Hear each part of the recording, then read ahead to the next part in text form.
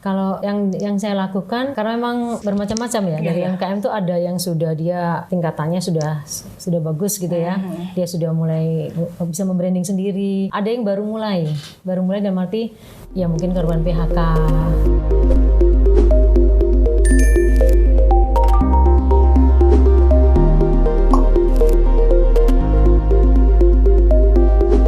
Assalamualaikum warahmatullahi wabarakatuh. Selamat pagi, selamat siang, selamat malam Sobat Imbas Bercerita. Kembali lagi sama saya, host kali ini Diva Amalia.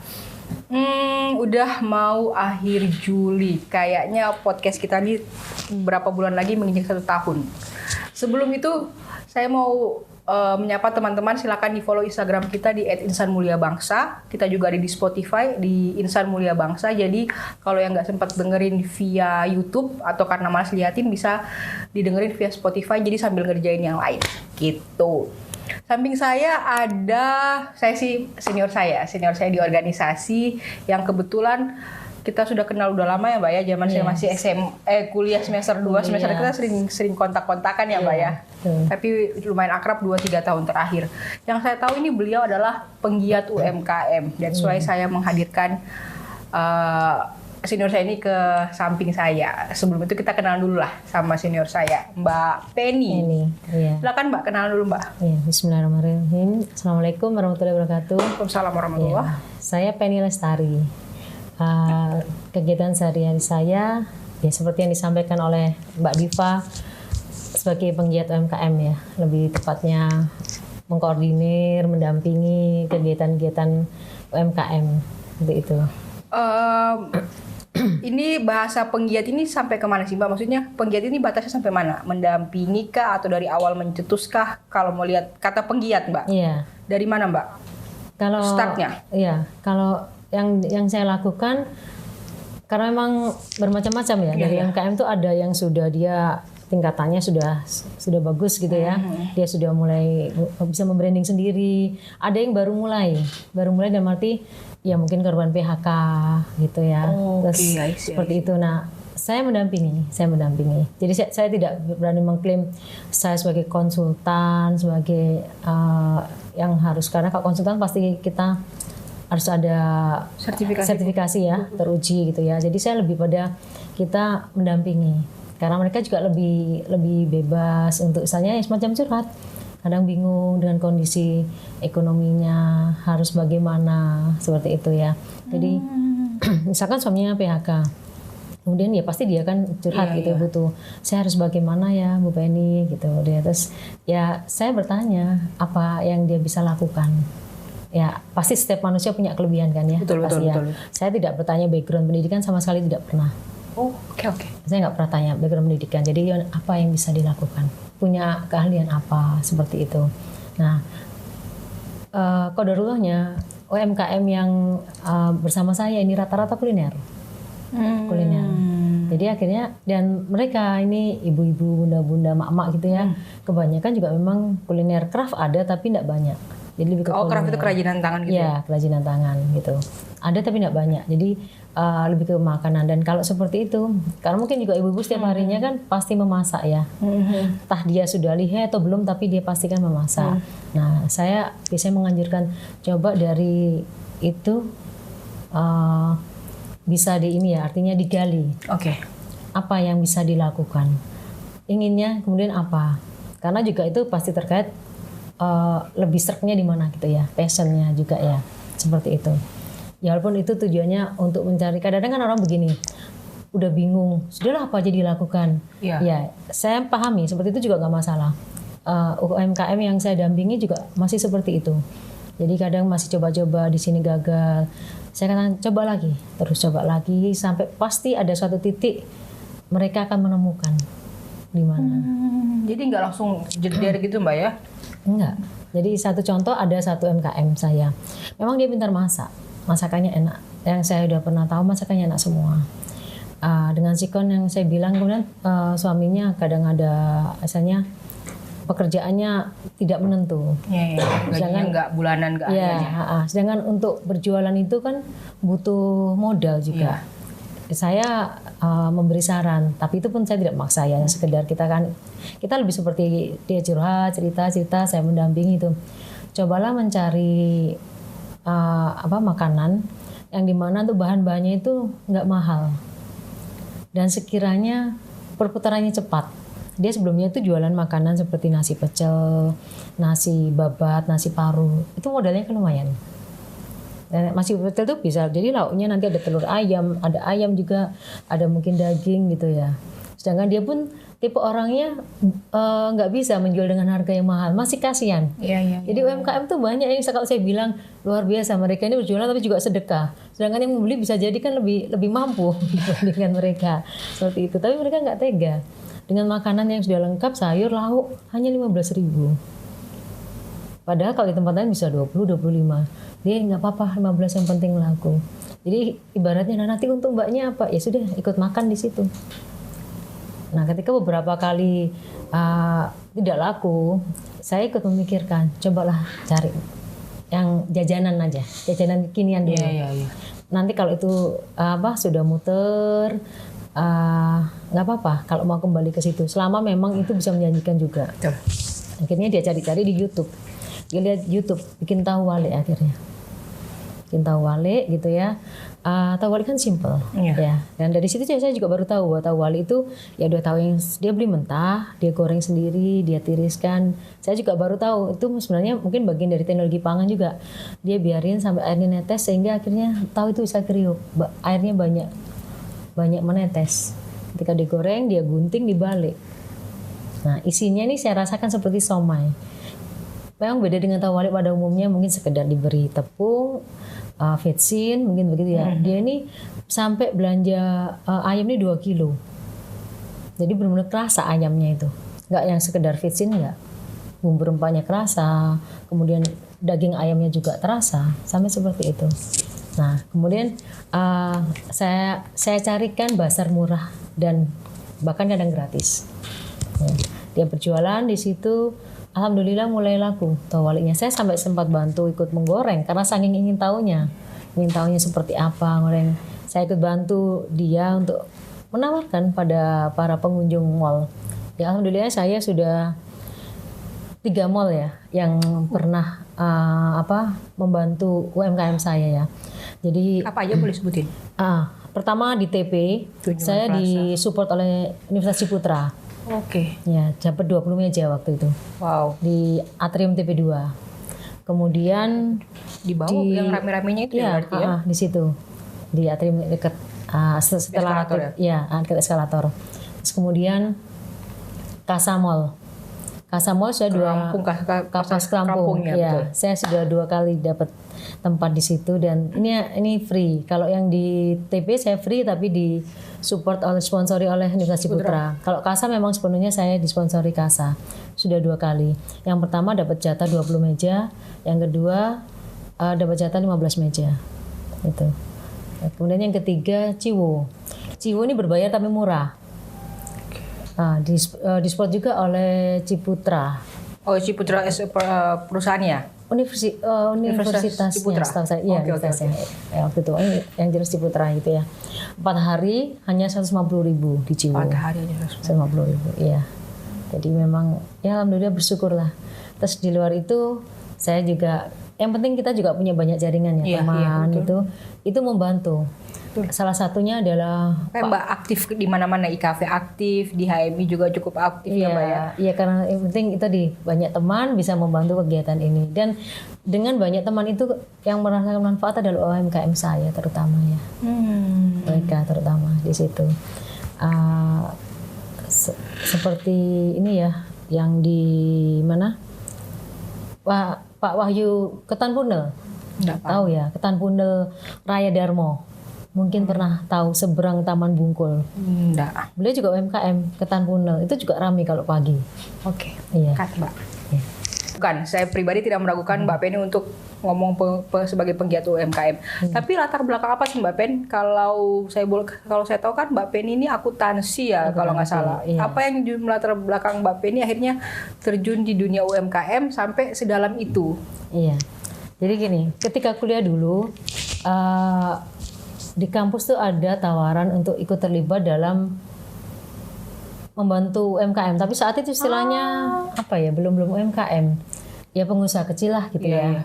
Dan saat itu baru dicanangkan yang BUMN menyisihkan laba 5% setiap tahun tuh. Untuk CSR buat BUMN itu ya? Iya, oh iya. untuk CSR saat sekarang itu ya. bahkan BUMN punya pembinaan sendiri. Jadi UMKM by PDAM misalnya, atau UMKM by Semen Gresik sekarang ya? Seperti itu. Jadi waktu itu tapi hanya terbatas masalah pelatihan akuntansi saja. Oh, I see. Iya, jadi zaman dulu tidak sekompleks sekarang, ngurus perizinan, marketing enggak. Nah, saya ikut di situ. Dan mungkin memang passion saya di situ ya. Lulus kuliah, saya sempat menimba ilmu di kantor akuntan publik. Tetaplah pengen untuk ilmunya terjaga ya, ilmu akuntansinya, dan audit pun saya juga suka. Jadi sempat kerja di kantor akuntan publik, kemudian mengaudit di beberapa perusahaan. Tapi kembali lagi akhirnya ke kegiatan kemasyarakatan. Karena waktu itu kecemplung atau memang saya suka ini nih gitu. Iya, karena memang passionnya di sana, tertarik di sana. Oh, jadi menawarkan, jadi nyari info tentang UMKM. Waktu itu kantor konsultan tapi bergabung di kantor konsultan waktu itu. Jadi kantor konsultan yang dia sebagai pelaksana program Bank Dunia ya. Jadi saat itu saya paham. pernah itu ya. Kemudian di tiap kelurahan kan yang dipilih dapat kucuran dana dari Bank Dunia itu ya. Nah, di situ dibentuklah UPK, unit pengelola keuangan. Jadi tiap kelurahan ini yang dapat hibah dana tersebut kan diputar. Nah, kemudian juga untuk memodali warga yang punya kegiatan usaha. Ada yang perorangan maupun kube, kegiatan usaha bersama 5-4 orang. Kegiatan usaha kube itu ya. Nah, saya ada di UPK, unit pengelolaan keuangan. Saya mengajari akuntansi. Mengajari akuntansi di UPK-nya. Jadi UPK itu ya semacam anggap aja lah koperasi bank kecil gitu ya. Yang harus mencatat, bikin laporan keuangan, raja, laba rugi yang seperti itu. Ini jadi Bank Dunia punya program untuk pembinaan UMKM. Iya. Mbak Penny terlibat awalnya sebagai akuntan. Iya, tetap di situ. Tetap ngajarin akuntansi gitu ya. Oh, jadi tapi programnya dari Bank Dunia itu yang kemudian dilaksanakan pemerintah Indonesia nggak hanya di bidang ekonomi, sosial, fisik lingkungan, fisik lingkungan juga. Kalau boleh tahu tahun berapa itu Mbak Pen? Tahun 2099 sampai 2001 ya. Habis Krismon itu ya Mbak ya? Iya betul, setelah Krismon itu ada kucuran dana itu. Saya waktu itu istilahnya KMW 8, Konsorsium Manajemen Wilayah 8, yang membawai wilayah Surabaya, Gresik, Lamongan, Tuban, Bojonegoro.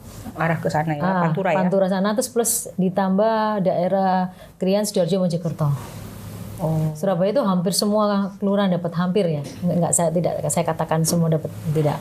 Jadi waktu itu pagunya ada yang 250 juta, 500 juta, 750 juta, dan terbesar 1,25 M saat itu. NDTM untuk membina UMKM berarti Mbak ya? Iya, ya yang ekonomi seperti itu. Oh, untuk membina ekonominya ya? Iya, tapi kan ada program sosial, fisik lingkungan, membuat MCK, kemudian bermacam-macam lagi tanya. Nah, setelah itu saya tidak lagi bekerja di sana. Saya tetap pegang untuk yang audit ya, tetap menekuni pekerjaan audit freelance, dan sambil di kegiatan masyarakat, karena memang backgroundnya suka di kegiatan masyarakat. Iya, saya cukup tahu, saya cukup kenal Mbak Penny, suka direpotin.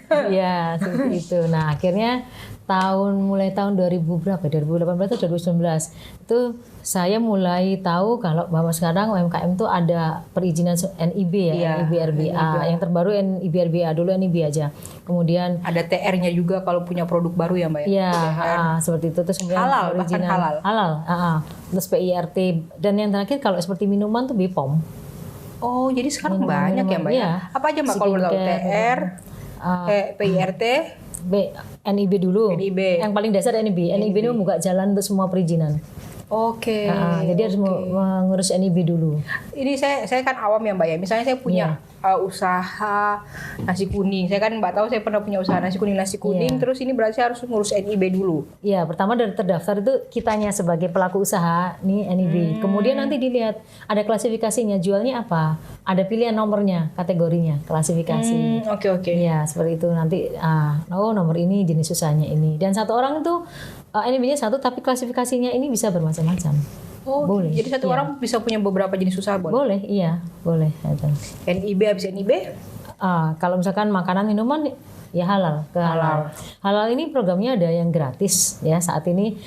tetapi yang bahannya itu bukan dalam arti selain dari ayam, bebek, sapi, kambing. Itu emang halal, tapi kalau yang ini berbayar.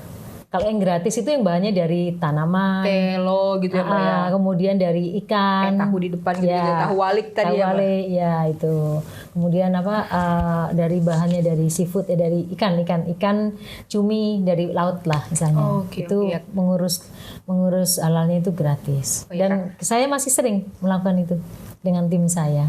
Jadi UMKM itu selalu di grup saya itu saya tanya, sudah punya NIB belum? Gitu. PI apa tadi pertama? NIB, halal. PIRT kalau memang perlu PIRT ya, nggak PIRT semua. itu apa Mbak? Untuk ini industri rumah tangga. Untuk industri rumah tangga. Kalau memang nggak perlu juga nggak perlu. Oke. Iya. Yang penting NIB dan halal biasanya.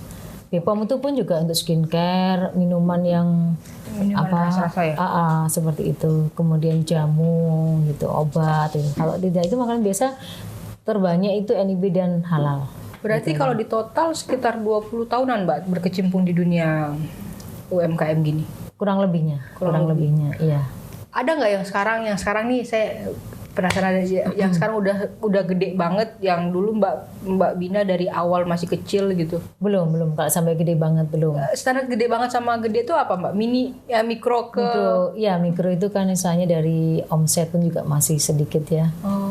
Ya masih sedikit. Rata-rata mikro semua masih. Mikro itu berarti maksimal berapa Mbak? Minimal maksimalnya berapa? 50? 50 apa? 50 juta per bulan atau bagaimana? Omset. Iya, cara ngitungnya bahwa ini mikro, ini menengah. Enggak. 50 juta itu sudah menengah.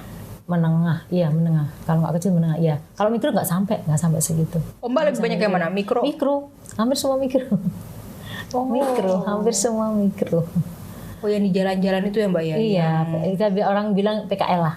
Ya seperti itu ya. Oke. Mikro. Bahkan yang tadi saya sebutkan Pak Wahyu tadi, Ketan Bunul itu yang membantu saya membukakan jalan. UKM saya jualan di Jalan Ciliwung. Jadi Ciliwung ini sampingnya Ketan Bunul. Oh, Taman Apsari ya? Taman Bungkul. Oh, Taman Bungkul. Ini Taman Bungkul, seberangnya itu ada Ketan Bunul, Raya Darmo kan. Ada samping tuh Jalan Ciliwung. Ya, kan daerah strategis ya. Tapi kalau minggu kan, kalau selama ada CFD, pagi sampai jam 9 ditutup. Nah, saya dibantu oleh Pak Wahyu Ketan Bunul ini dapat di situ. Oke. Alhamdulillah. Jadi ini yang misalnya di luar gedung ya. Iya. Kalau yang tadi yang saya sebutkan kan di dalam gedung, mall kan, ya di sekarang masih buka Mbak? Masih jualan di situ? Insya Allah masih. Tapi kan hanya CFD. Oke. Jam 9 selesai ya kita beres sih. Seru sih tapi CFD itu. Iya. Saya sering ke sana. Lebih seitunya Mbak ya. Tapi yang lebih intensif itu belakangan ini. Berapa tahun Mbak? 2018-2019an sekitar itu. Karena mulai ada yang perizinan apa semua. Semakin rempong ya Mbak ya. Semakin rempong, dan di situ saya mulai, kalau dulunya waktu kuliah kan hanya pelatihan akuntansi selesai. Aja ya. Terus kalau sekarang enggak, saya bahkan sudah mulai masuk ke bagaimana mereka bisa memasarkan. Walaupun itu saya bilang otodidak ya, karena saya tidak pernah secara khusus yang ya memang ketika kuliah itu dapat mata kuliah manajemen strategi dapat. Tapi kan sifatnya lebih apalagi sekarang udah ada Instagram Ads, Facebook Ads gitu ya Mbak ya. Ya. Sehingga saya mengamati, kemudian saya mengamati UMKM itu saya sendiri tuh. Saya lihat seperti apa mereka, kemudian saya cobalah seperti ini. Seperti yang saya katakan tadi, dengan keterbatasan modal, cobalah produksi jajanan kekinian, nggak usah makanan berat. Oke. Seperti itu. Ini menarik Mbak. Tadi Mbak ngomong, ini kan ada pasca COVID Mbak. Iya. Pasca COVID Mbak ngelihat UMKM kayak gimana sih Mbak? Ya sempat terpuruk, jelas itu. Paskanya Mbak, maksudnya pasca COVID. Ya, kemudian mereka mulai bangkit ya. Iya. Ya, Ada bukan bahasanya apa ya? Sekarang arah UMKM kemana Mbak? Maksudnya lebih banyak makanan kah, atau bahkan makanan kekinian, atau apakah? Karena ketika COVID itu yang terbanyak juga apa? Makanan. Mereka dikirim-kirimkan itu kan makanan saat itu juga. Jadi akhirnya yang saya sendiri mengamati rata-rata makanan. Kemudian perkembangannya ya ke jajanan. Saat itu kan makanan frozen food ya. Iya, in that time ya. Frozen food itu terbanyak waktu itu, meningkatkan waktu itu. Meningkat banget. Kalau sekarang tetap. Oke. Tadi Mbak ngomong soal fenomena ya Mbak ya. Iya. Pasca COVID kita tahu semua UMKM terpuruk. Iya. Pasca COVID Mbak lihat apa ada yang sesuatu yang arahnya, anginnya berubah istilahnya Mbak pasca COVID? Ya itu tadi kalau yang saya lihat pertumbuhan UMKM pasti lebih banyak ya, saya lihat itu. Kuantitas atau kualitasnya, Mbak? Kuantitas, karena yang semakin banyak yang gabung dengan saya mengukurnya dari situ ya. Saya tidak lihat yang di luar. Makin banyak, dan kadang-kala mereka ada yang masih bekerja pun mereka ingin gabung saya. Saya tanya, ya persiapan nantilah, dan lagi untuk jaga-jaga melihat yang ke belakang kemarin. Oh iya, bener, orang tuh kayak deg-degan dipecat gitu ya, Mbak ya. Oke. Jaga-jaga waktu itu tahu sendirilah seperti apa ketika COVID. Jadi akhirnya mereka ingin belajar. Dan memang rata-rata ya yang terbanyak memang makanan minuman. Craft itu benar-benar orang yang memang punya bakat ya, kalau menurut saya ya di situ. Iya harus. Kenapa makanan minuman paling banyak, Mbak? Karena sehari-harinya orang pasti butuh makanan minuman itu pasti kan setiap hari. Iya. Tinggal bagaimana berkreasi. Nah, berkreasi bikin makanan, misalkan tahu walik tadi. Satu tahu walik. Kedua, makanan sebelakangan ini ada mungkin pernah dengar Mbak Diva, segondok nasi telur. Oh iya. Padahal kalau kita pikir ya sudah nasi telur biasa ya. Yang viral itu ya di Kalimantan itu kan ya. Iya, sekarang kan mulai ada ya hanya nasi telur dadar diolah dengan bumbu apa kayaknya. Sudah itu aja laku sudah. Gitu. Artinya memang harus benar-benar bisa kreatif lah. Iya. Menciptakan menu ya, bikin menu apa gitu. Harus seperti itu. Makanan dan minuman ya, Mbak Ara? Iya, makanan minuman. Minuman pun ketika COVID itu akhirnya kan minuman herbal yang terbanyak. Oh iya, benar. Iya, dan sekarang teruskan itu teman-teman, mulai dari teh rempah, kopi jahe, nah seperti itu. Makin banyak ya, Mbak ya? Iya, terus kemudian lemon, tea, mint. Semacam itu. Yang ada unsur-unsur sehatnya gitu ya, Mbak ya. Seperti jadi minuman nggak sekedar es teh aja nggak. Ada teh rempah dan sebagainya. Kopi pun nggak sekedar kopi jahe. Kemudian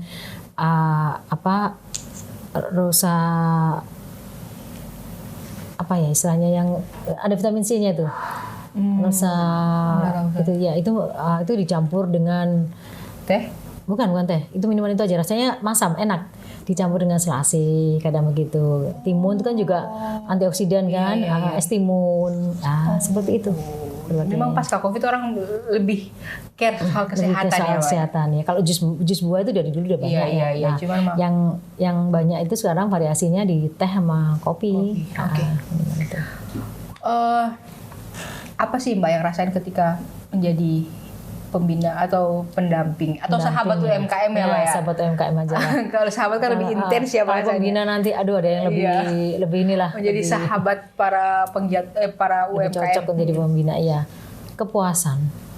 Ketika misalnya mereka dalam kondisi terpuruk, hancur, kemudian bercerita dengan saya bisa berbagi. Saya juga bukan orang expert banget kan, cuman saya cobalah begini.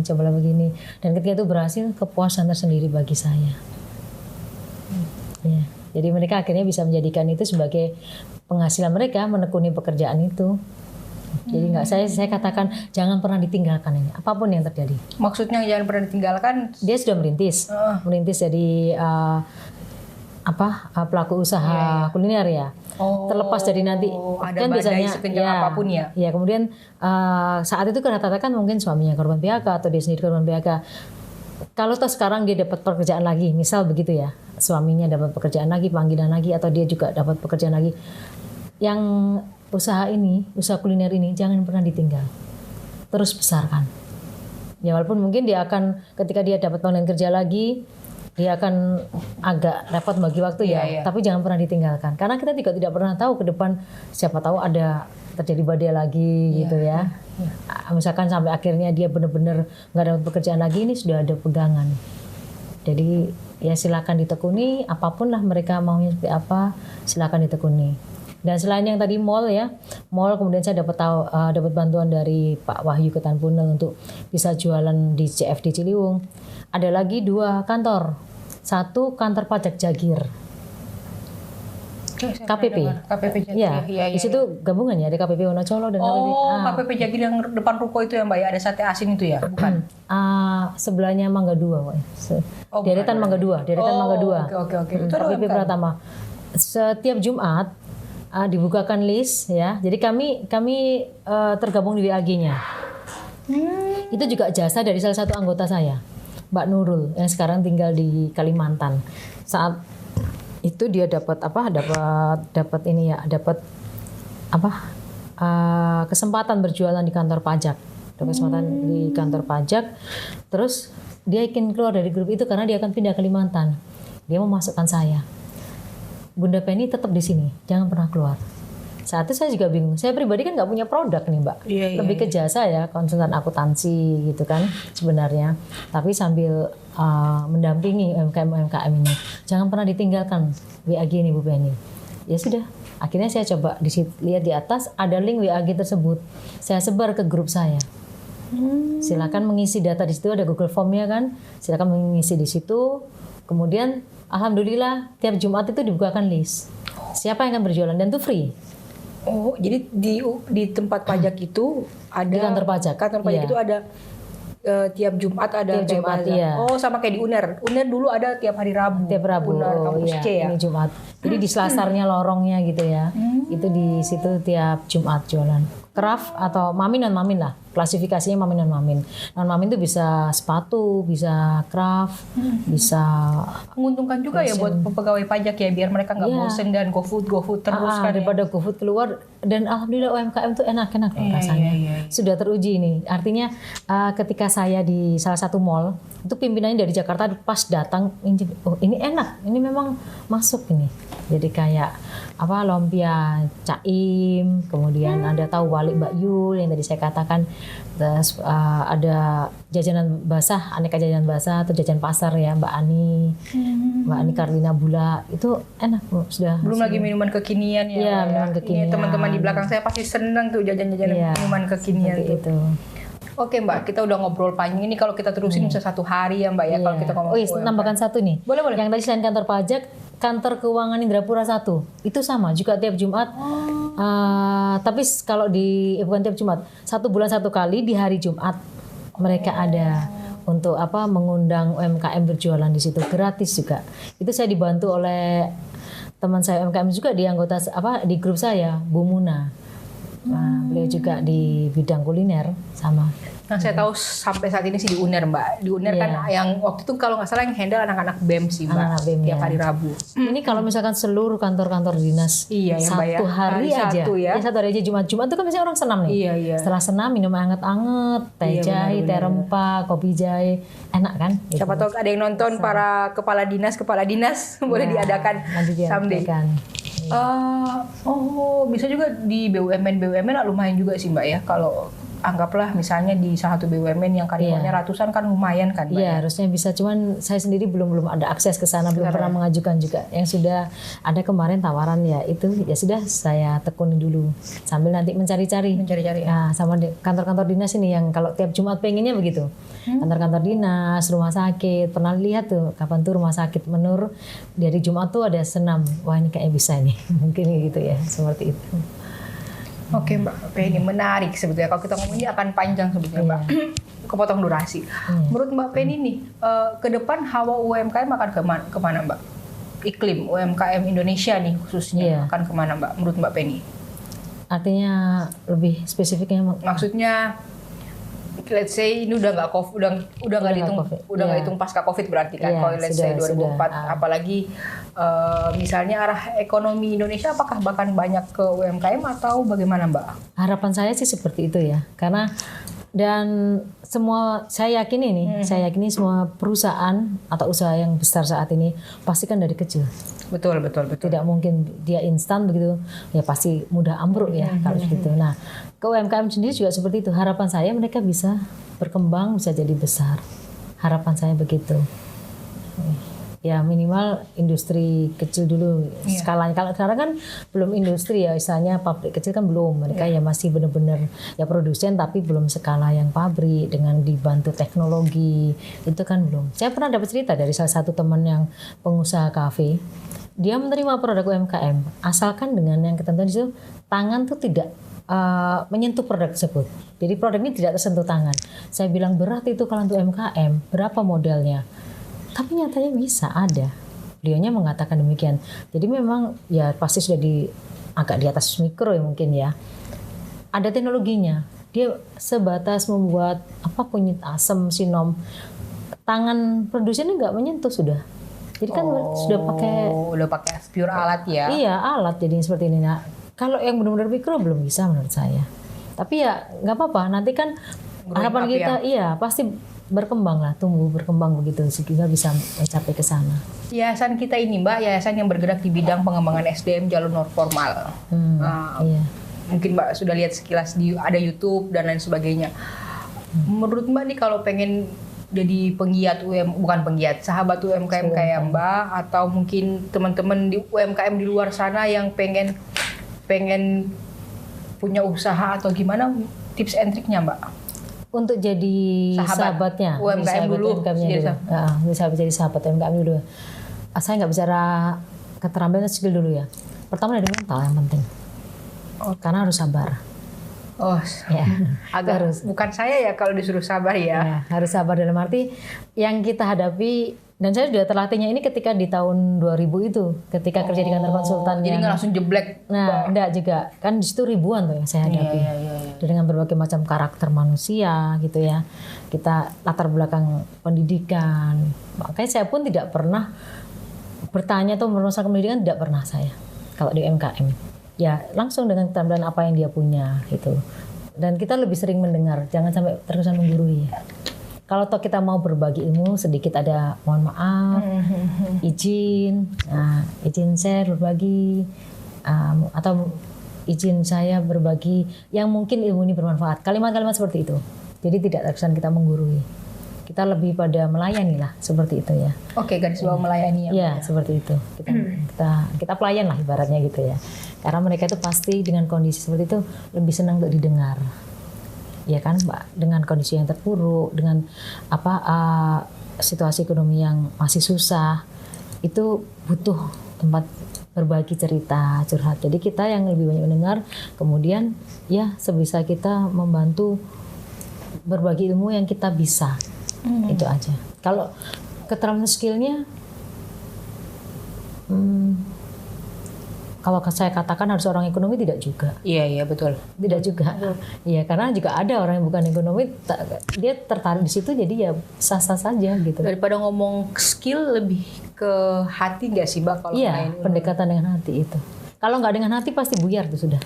Ambiar itu sudah. Iya, ngurus ribuan orang, udah ngurus produk, urus manusianya juga ya. Iya, betul. Gitu. Jadi memang saya lebih jelas pendekatan hati itu yang penting itu ya. Kemudian karena kita harus juga memaintain mereka dari mental supaya nggak gampang jatuh. Saya sendiri nggak merasa yang berhasil, nggak. Ada juga anggota saya sampai detik ini saya belum bisa memberikan solusi apa, masih mengeluh, nggak bisa Bu Penny, nggak bisa nih. Ya, kalau sudah seperti itu, saya akhirnya biasanya mohon maaf, saya kembalikan ke agama. Artinya, apa agamamu, di agamamu itu bagaimana ajarannya? Artinya sudah ketika berserah diri itu, kan nggak mungkin sudah berserah diri, diem aja, sedangkan sudah punya anak butuh biaya sekolah, butuh makan, setiap harinya butuh makan yang jelas ya. Ya seperti itu. Jadi akhirnya kalau orang Islam, saya hanya bisa katakan istighfar dan sholawat. Tidak ada lagi yang bisa saya katakan. Karena saya juga bukan orang yang menguasai ilmu agama ya, tidak paham betul gitu ya. Saya hanya bisa katakan istighfar dan sholawat. Soal itu sudah ada yang terbukti. Jadi anggota UMKM saya ini suaminya kena PHK. COVID kemarin? Bukan. Setelah. Imbas mungkin ya, awalnya mungkin masih bertahan, lama-lama dalam kondisi seperti ini ternyata nggak ada pengembangan dari perusahaan, tidak ada tambahan order gitu ya, sehingga suaminya kena PHK. Tapi si istri bisa masak, si suaminya sebenarnya pintar masak. Si istri ini bisa masak, jago masak kan dari suaminya. Kalau istrinya awalnya sekedar bisa, saya tanya karena dia sering sampai minta maaf, mohon maaf Bunda Penny selalu merepotkan, nggak apa-apa, apa yang selama saya bisa bantu saya bantu. Kalau saya pun sudah mentok, ya itu tadi akhirnya ketika dia sering bercerita bingung, ditambah anak sakit, bagaimana terbayang ya, anak sakit tidak ada penghasilan, jualan sudah dicoba jualan tidak laku, sudah memuncak, mentok ya sudah. Itu orang kalau nggak kuat-kuatnya itu. Kalau nggak ada iman itu. Betul. Termasuk salah satu alasan saya bertahan di sini. Maaf kalau saya salah bisa dikoreksi. Kefakiran dekat dengan kekufuran, betul ya. Betul. Itu pegangan saya. Karena ada UMKM itu sudah pernah hampir bunuh diri. Makanya saya merasa bersalah kan kalau sampai saya juga bingung harus bagaimana. Saya pun pontang-panting lari ke lembaga sosial untuk mencarikan modal. Alhamdulillah dapat waktu itu 1 juta. Dia mengajukan 2 juta, dapat 1 juta sudah alhamdulillah kan dengan kondisi sulit. Terus kemudian yang terakhir akhirnya saya bertanya, mohon maaf sebelumnya, sholatkah Anda dengan satu keluarga itu sholat? Karena anaknya masih kecil jadi dia dengan suami gitu ya. Ya diakui, tidak Bunda, kami tidak sholat. Ya sudah lakukan sholat. Bisa sholat kan? Iya bisa. Dulu juga pernah sholat, kadang-kadang bolong-bolong.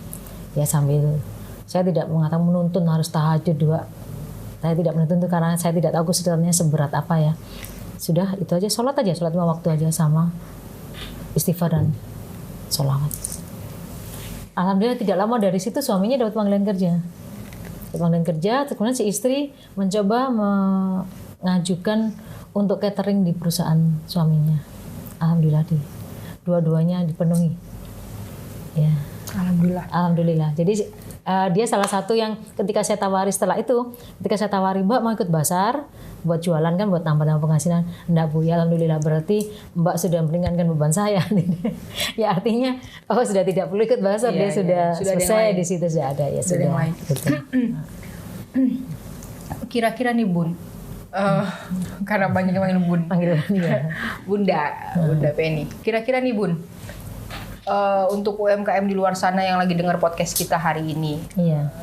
Ini bisa didengar kapan aja ya, yang lagi dengar podcast kita sekarang, ada pesan nggak atau jangan kayak terlalu tua banget ya kalau jangan ya. Maksudnya pesan-pesan untuk UMKM di luar sana atau orang-orang yang pengen mencoba jualan tapi maju mundur, silakan. Iya. Yang pertama tentu memang kekuatan dari niat ya. Betul. Kekuatan dari niat kita. Karena apapun bukan hanya menjadi UMKM, profesi apapun lah. Menurut saya ketika niatnya setengah-setengah ya pasti tidak berhasil. Jadi pertama niat, sudah harus betul-betul tekad, niat itu sudah kuat. Artinya dengan niat tekad yang kuat, ada badai sekeras apapun, masih dia akan selalu bisa mencari solusi gimana untuk mengatasi kesulitan ini. Ya kemudian selanjutnya ya selalu mengasah keterampilan, upgrade ya keterampilannya. Jadi misalkan dia bikin puding nih, dari awal mungkin kurang enak, kemudian bisa enak, bisa variasi macam-macam. Sudah enak banget, udah enak. Tapi kalau itu aja monoton juga kan. Iya, nah dia berarti harus bervariasi seperti itu. Yang sulit kan mempertahankan ya. Betul, istiqomah itu Mbak. Istiqomah, konsisten. Konsisten dan istiqomah itu agak betul. Saya pribadi pernah jualan soalnya, jadi agak kayak gimana ya. Dan saya katakan tadi itu niat, tekad. Karena kadang orang tuh malu atau menganggap udahlah UMKM itu alternatif terakhir gitu. Kadang kan begitu. Tapi kan ada orang yang memang nggak bisa. Memang saya pengennya jualan. Apapun latar belakang pendidikan saya, mau S1, S2, tapi dia enjoy di bidang itu ya silakan, tidak masalah. Oke. Thank you Mbak Penny udah datang di podcast Imbas Bercerita. Semoga bermanfaat. Amin. Mbak Penny ada Instagram atau UMKM Binanya ada Instagram khusus? Instagram pribadi. Instagram pribadi. Boleh. Saya taruh di bawah ini ya Mbak Penny, Instagramnya Mbak Penny. Kalau mau tanya-tanya soal UMKM silahkan nanya-nanya ke Instagram pribadinya Mbak Penny. Thank you Mbak Penny mau datang. Semoga jadi ilmu bermanfaat buat kita-kita. Ya, saya terima kasih juga sudah diundang ke sama-sama. podcast. Semoga semakin sukses UMKM sahabat-sahabatnya di UMKM. Ya. Terima kasih. Assalamualaikum warahmatullahi wabarakatuh. Bye bye. Waalaikumsalam warahmatullahi wabarakatuh. Terima kasih.